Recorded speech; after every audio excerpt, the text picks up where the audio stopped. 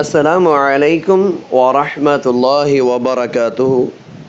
సోదరులారా, సోదరీమణులారా, కొద్దిమంది ముస్లింలలో ఉన్నటువంటి అనుమానం ఏమిటంటే, మనం హిందువుల ఇళ్లలో నమాజు చదువుకోవచ్చా? ఈ అనుమానం ఎందుకు వస్తుందంటే, ఎవరైనా కొద్దిగా స్నేహితుల ఇళ్ళకి వెళ్ళినప్పుడు అక్కడ నమాజ్ సమయం అయిపోతే ఆ సమయంలో ఆడవారు ఒకవేళ హిందువుల ఇళ్లలో నమాజ్ చేసుకోవాలంటే చేసుకోవచ్చా, చేసుకోకూడదా? షరియతే ఇస్లాం ప్రకారముగా ఏ ప్రదేశం అయితే పవిత్రముగా ఉంటుందో ఆ ప్రదేశములో నమాజ్ చేసుకోవడం ధర్మసమ్మతం. అది హిందూ సోదరులు ఇల్లైనా కానివ్వండి, క్రైస్తవ సోదరులు ఇల్లైనా కానివ్వండి, ముస్లిం సోదరులు ఇల్లైనా కానివ్వండి, ఏ ఇల్లు అయితే పవిత్రంగా పరిశుభ్రంగా ఉంటుందో అక్కడ నమాజ్ చేసుకోవడం ధర్మసమ్మతం.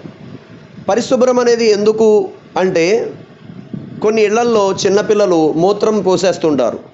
మ్యాక్సిమం అంటే చాలా ఎక్కువ ఇళ్లల్లో అయితే అక్కడ తుడిచేస్తుంటారు, ఎప్పటికప్పుడు శుభ్రం చేసేస్తుంటారు.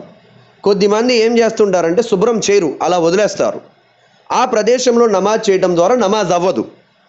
దానికోసమే మనం ఎక్కడైతే నమాజ్ చదువుతున్నామో ఆ యొక్క ప్రదేశం పరిశుభ్రంగా ఉండాలి. తరువాత మనం నమాజ్ కోసం ఏదైనా గుడ్డ, వాళ్ళ ఇంట్లో ఏదైనా టవల్ లేకపోతే ఏదైనా దుప్పటి తీసుకొని మనం వేసుకున్న నమాజ్ చదవడం కోసం ఆ దుప్పటి లేదా ఆ టవల్ పరిశుభ్రంగా ఉన్నదే వేసుకోవాలి.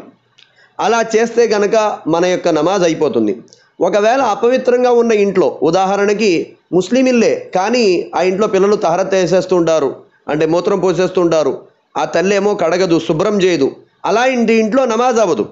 ఎందుకంటే అక్కడ శుభ్రం లేదు కాబట్టి. ఒకవేళ శుభ్రంగా ఉందనుకోండి, హిందూ సోదరుల ఇంట్లో అయినా నమాజ్ అయిపోద్ది, క్రైస్తవ సోదరుల ఇంట్లో అయినా నమాజ్ అయిపోద్ది.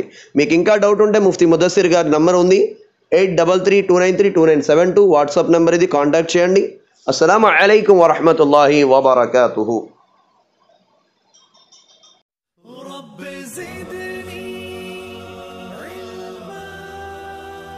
ఇస్లాం సమాచారం కొరకు మా తెలుగు ఇస్లాం సన్మార్గం యూట్యూబ్ ఛానల్ని సబ్స్క్రైబ్ చేసుకోండి.